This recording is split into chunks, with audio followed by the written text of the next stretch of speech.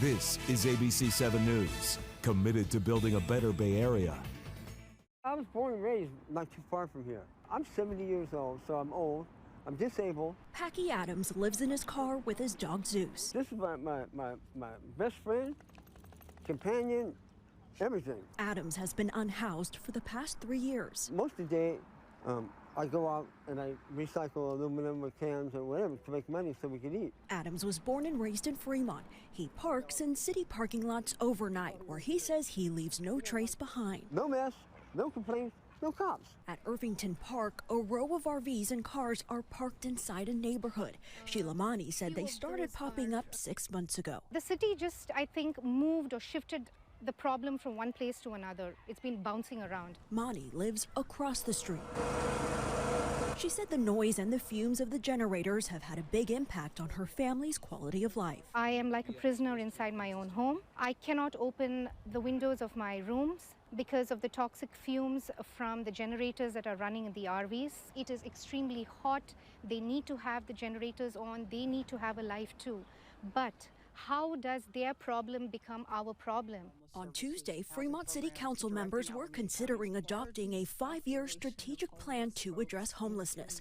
The city says the largest population of homeless folks in Fremont are those staying in vehicles. I want to say that while there is a lot of conversation in the community about safe parking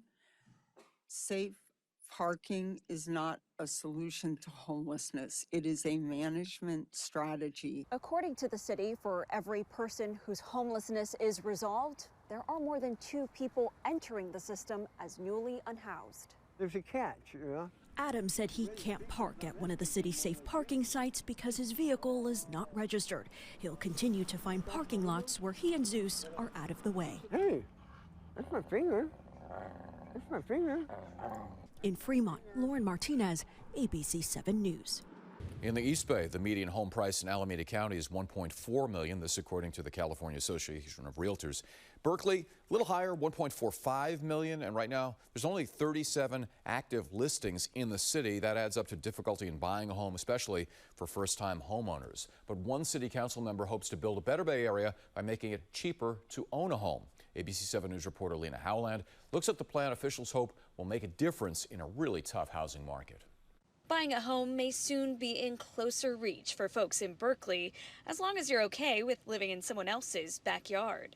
I think that people just need a place where they can start, right? That's the whole point of a starter home. And this is a great way to be able to do that. This week, Berkeley's City Council unanimously approved the first step of opting in to a new state law, which gives people the ability to buy an ADU, or accessory dwelling unit, known as a backyard cottage. Sometimes they're as small as 500 square feet. They can be as big as 1,000 square feet in the city of Berkeley, but any size of a backyard cottage is typically smaller than a single-family home here, so we expect the sale price to be lower as well. According to Zillow, the average price of a home in Berkeley now sits at around $1.5 million. That's why Rashi Kesarwani, a Berkeley City Council member, spearheaded bringing this proposal to the City Council. A lot of times it's, existing homeowners who had an opportunity to buy a home when they weren't as expensive. So we want to give that opportunity to the next generation. East Bay realtor Shaniqua Badger says it opens the door for more essential workers who can't afford to live where they work. Teachers should be able to buy where they teach. People who are working in the cities and the county should be able to buy where they work. The Northern California Land Trust, a nonprofit working to provide and support affordable housing in the Berkeley area, says they're standing by to help potential buyers with this process as soon as it gets a green light. Having a policy that allows you to be able to potentially purchase a small home and be able to grow into that home with multiple families, you really are seeing a way for folks to be able to have that opportunity at the American dream. Kesarwani says this will head to the city's planning department next. She hopes it will come back to City Council for final approval within a year. The more cities that do this, the better the Bay Area is going to be off. In Berkeley, Lena Howland, ABC 7 News. You can expect to see students working in the San Francisco District Attorney's Office. On Wednesday night, Brooke Jenkins formally announced her new Access to Hope initiative. Fellowship opportunities will be available to give participants guidance and mentorship, along with all sorts of access for career and professional development. My goal is to hopefully empower our young adults and our youth to never have to come in contact with this system, not as a victim and not as a perpetrator. Jenkins says her office in the past year has seen a rise, particularly in juvenile victims, placing some of the blame on the drug crisis that's plagued the city. She says that's just one of the issues kids are facing. We know that there are challenges within our public school system here, as well as a number of other things that, some kids go through, having incarcerated parents, having parents who have passed away. As for where she came up with the name, the district attorney provided a very simple explanation. It's titled Access to Hope because, in my view, so many people end up in the criminal justice system because they are hopeless. And so they end up making poor choices because they feel they have nothing to lose. Former San Francisco Supervisor Malia Cohen was one of those in attendance for tonight's announcement. She's currently the state controller, but recognizes the significance of what the district attorney's office is trying to accomplish. I think this is paramount. This is a game changer. The initiative includes a partnership with the Sojourn Project. It takes students to the Deep South to learn about some of the key moments and people in the civil rights movement. Cohen says it is vital to expose youth to the past to build a better future. Coming from the African American culture and the diaspora, we firmly believe that you have to know your past so that you are not destined to repeat it. For the first time in more than a decade, California now leads the U.S. in the number of Fortune 500 companies. And the lion's share of those are right here in the Bay Area. A total of 44 of the nation's largest companies and therefore workforces are headquartered in the Bay Area. ABC 7 News reporter Tim Johns shows what's driving California's stellar performance. In a list published Tuesday, Fortune magazine announcing that California was home to 57 of the nation's 500 largest companies, a higher number than every other state in the country. The news getting the attention of Governor Gavin Newsom, who took to X to brag about the state's lead over rivals Texas and Florida. It doesn't surprise me because it's such an important place to do business. Jim Wonderman is the head of the Bay Area Council. He says of the 57 companies statewide, 44 of them are based here in the Bay Area, with the vast majority being tech-related. Companies need to be here. The most powerful companies, the largest market cap companies are here. Experts say the Bay Area's economic ecosystem is unique, with everything from high levels of investment, innovation, and a highly qualified workforce. There was another release that San Franciscans have the highest level of educated employees in the country. And that's another piece where academia is so important. One of the biggest contributors to California's performance was the explosion of artificial intelligence companies. Nearly all of the big AI companies are based right here in the Bay Area. And with the technology still in its infancy, many believe that explosion of growth is just the beginning. Still a lot of fuel to burn here so we can go to the maturity level of the AI. And if the AI technology one day became mainstream, then there is another technology can show up here in Silicon Valley and start the cycle again. Ahmed Banafa is a tech guru and professor at San Jose State University. He says despite the tough times both the Bay Area and California went through following the pandemic, he's optimistic about the state long term. California goes through cycles. It might go down a little bit few years, but it goes back to the top immediately. After California, New York and Texas tied for second place with 52 companies each. In San Francisco, Tim Johns, ABC 7 News. Why can't we just have a nice can out in San Francisco, a nice wire basket like they have in some other cities? We tried that in our pilot program and we saw that it didn't work.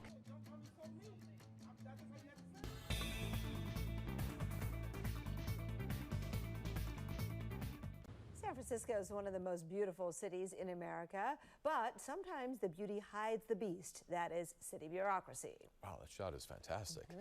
Building a better Bay Area means balancing those two, and ABC 7 News reporter Leanne Melendez is here. You talking trash? You talking trash again, Leanne Melendez? Only kindness and the truth, Larry. Okay. Well, listen, late last year we learned through a report that it takes longer and it costs more to build homes in San Francisco than anywhere else in California. Homes aren't the only thing we're slow at. Now, sure, blame it on the pandemic, but does it take several years to cover the city with trash cans? Apparently so. For a major city, San Francisco has a fairly good number of trash cans. But we have a problem. Trash tends to find its way onto city streets, tarnishing San Francisco's image even further. Like right here, they clean today, and 2 minutes later, somebody will trash it. It's been found that the more people litter, the more it becomes a habit. They're desensitized. Why can't we just have a nice can out in San Francisco, a nice wire basket like they have in some other cities? We tried that in our pilot program, and we saw that it didn't work. We're slobs. I don't know if it's slobs. It's really it's behavior issues. The city then realized they needed some kind of human-resistant trash can without compromising aesthetics. But this is San Francisco, so it has to be different, right? They settled on a sleek new design. That was 2 years ago. Here's part of the reason for the delay. Rather than pick any design, Public Works decided to go the democratic route, asking residents to select a favorite from a few prototypes. Those special trash cans became yet another city pilot program costing $550,000. That's a lot of money, $550,000.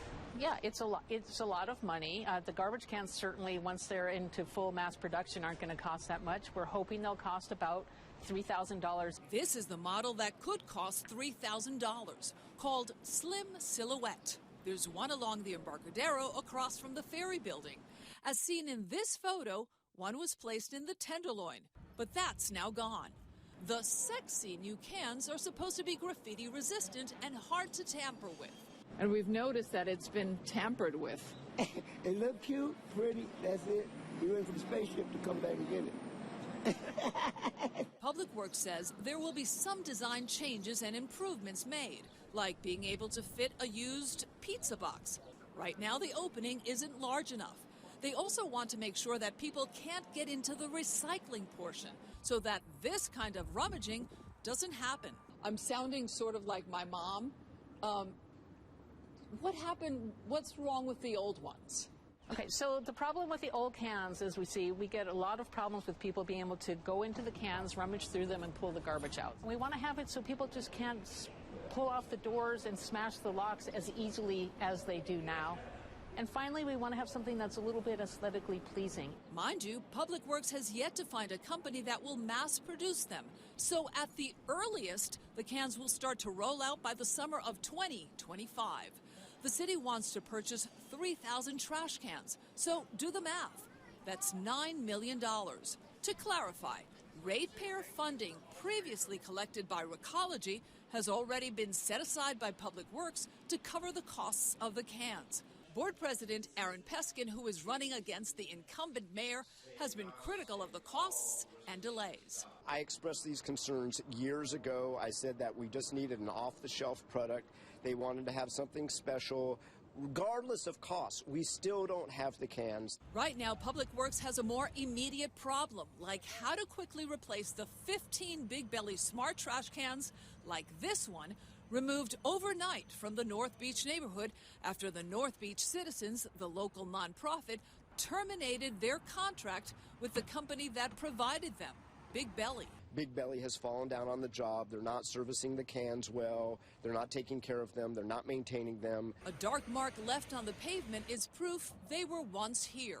The Office of Economic and Workforce Development expressed its disappointment with Big Belly, stating that such action would require a lot of coordination on the city side. For now, it appears there will be no cans for the upcoming North Beach Festival. Attendees could carry their trash home, but of course there is always the street. Hopefully not. Now, tomorrow is the SF Festa Italiana, and the North Beach Street Fair is from June 15th through the 16th. Now, we reached out to Big Belly several days ago, and they never responded. And in the words of Larry Beal, you can't make this stuff up. It's so frustrating just to watch this. Is like, is this that hard? I mean, not to me. Or do they make it hard? Yes. I mean, is it me or is it them? No, is it me or is it them? Well, you always get in trouble, I think, when you start asking everybody's opinion. That's right. Okay, because there's going to be thousands of opinions. I mean, and delays. That's right. some issues you have to do that, but not every issue. Not everyone. Yeah. As I've been told, there's only one opinion that matters, and it's Kristen's. Sitting into it a little bit more, you'll get more power that way. The San Jose Fire Department says there's room for everyone to join the fire service. This Saturday, they're hosting their 5th annual Women's Plus Boot Camp, open to those who are gender nonconforming and trans community members. 75 spots were filled within 5 hours of registration. Shows that we have a lot of interest, which is really amazing. One of the things that we love to say is that if you can see it, you can be it. Jennifer Haverty is a firefighter EMT and joined the department 4 years ago. I didn't know any women in the fire service before I started. And so it's just not something that we realize is an option. And so once we think about it, how do we get there? The boot camp includes a 90-minute circuit training workout, similar to what participants may find at a fire academy. Afterwards, there's a Q&A with the women of SJFD. What's our schedule like, and what's the station life? How do we kind of cohabitate with other people and kind of overcome some of those challenges that we may face? The San Jose Fire Department currently has 24 women firefighters out of 648. That's 3.7%. According to an independent research firm, that's below the national average of 4.7%. It's all in technique, right? I can say for myself personally, I am not even 5 feet tall. And as I've said, I am in this industry. Kalila Yancey is a 20-year veteran with the Baltimore City Fire Department and a representative of the organization Women in Fire. When you want women in your organization, you have to make them feel welcome, have a welcoming environment before they get there. That's how you can keep them. So you don't want to just recruit, you want to retain. For Haverty, she says the more women in the industry, the more outreach they can do. Showing them that these culture changes are happening, and they have to recognize that women offer something that men sometimes don't, and it takes all of that in order to make a successful team, in order to really serve the public the best that we can. In San Jose, Lauren Martinez, ABC 7 News. The goal of these cameras is really to change behavior. The first 6 months that they're up, they will simply automatically issue a warning via the mail. After that 6-month period, people who are speeding in areas where these cameras are deployed will get a ticket in the mail.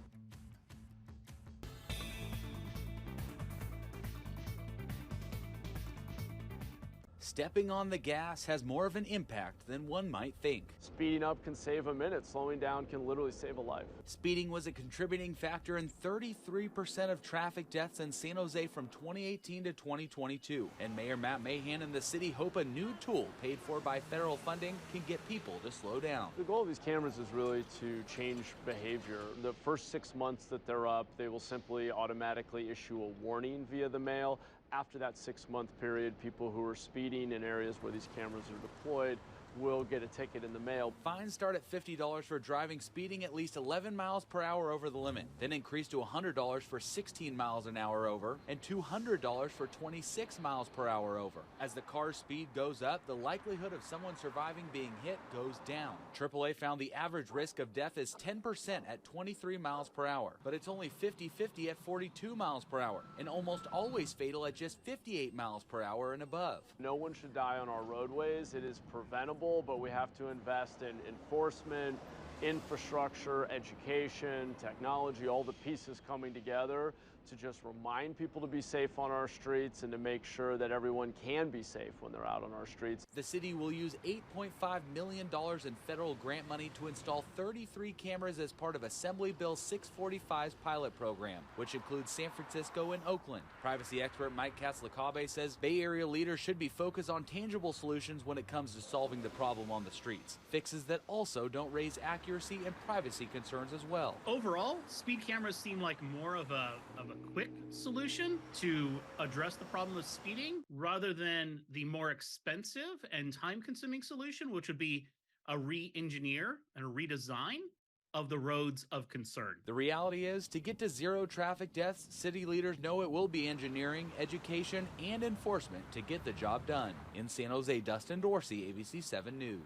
In San Francisco's Union Square, Mayor London Breed talked about her plan to draw more money, businesses, and people to the struggling area. ABC 7 News reporter Suzanne Fawn was there for the mayor's announcement and joins us live from the newsroom with the details. Suzanne. Mayor Breed says she wants to set aside millions of dollars from her new budget to help boost business along Powell Street, in Union Square, and Yerba Buena District. Now, the mayor says even more money can help revitalize the broader downtown area if voters approve her November bond measure. We are back, folks. We're not coming back. We are back. San Francisco Mayor London Breed says there are some exciting changes in store for Union Square and the Yerba Buena district. The areas have been hit hard by vacancies and retail store closures. As part of her budget, the mayor says the city will invest $15 million. My budget investments include more activation, more nightlife downtown, more opportunities to turn areas of downtown into entertainment zones. The Vacant to Vibrant program in downtown San Francisco, where property owners offer the space and free rent to pop-up businesses for several months, the mayor wants to expand that. We're going to be doing more of that along Powell Street and making more and more investments. We are really excited in the investments that the city is making to support this, to try to revitalize this, just even these 3 city blocks. The mayor also wants to make Holiday Plaza a destination.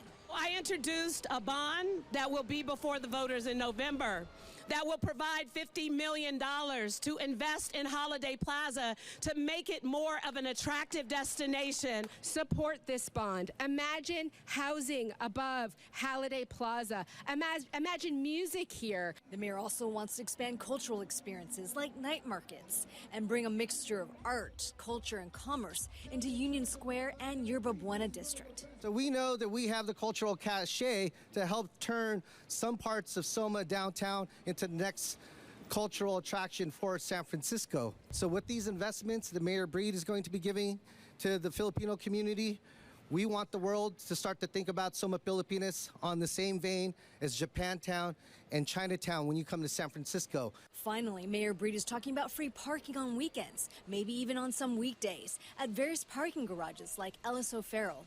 Free parking is something this San Francisco resident supports. Yes, it's difficult to park here and it is expensive, so I think that would help. And the mayor hopes that things like free parking, pop-ups, even investing in a Filipino cultural zone could help revitalize San Francisco. Supporters say it might even help bring new life to Emporium Center Mall. That's all hinging on the San Francisco city budget being passed. Now, some of those changes could start this year. Live in the newsroom, Suzanne Fawn, ABC 7 News. The city of San Jose wants downtown to feel like the community's downtown. And what better way to make something yours than to have a role in creating something special and unique? We have a giant paint by number, a big coloring book. It's been fun out here so far. Public art is one of the things that connects people to place. And this is going to connect a lot of people to this place. 1,250, in fact, volunteers, that is. Their task, transform San Pedro Square. 12,000 square feet, 645 feet long, and about 30 feet wide with 10 colors. The largest community canvas in San Jose, designed by local artist Jimmy Paints. I wanted to represent the different cultures and communities of San Jose.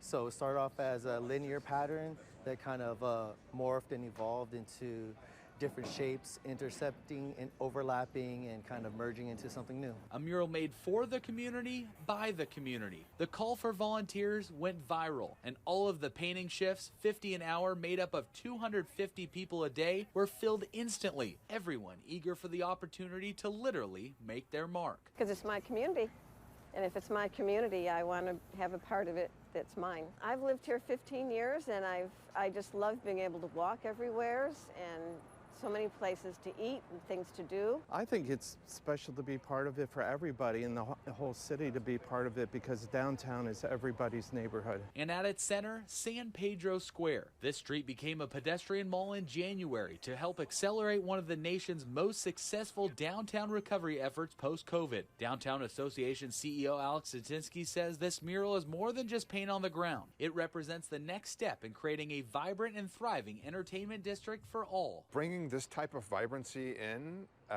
and make the experience really unique to people that come to downtown makes a difference and will attract more people to downtown. That is, once the painting of this massive mural wraps up at the end of this week. In downtown San Jose, Dustin Dorsey, ABC 7 News.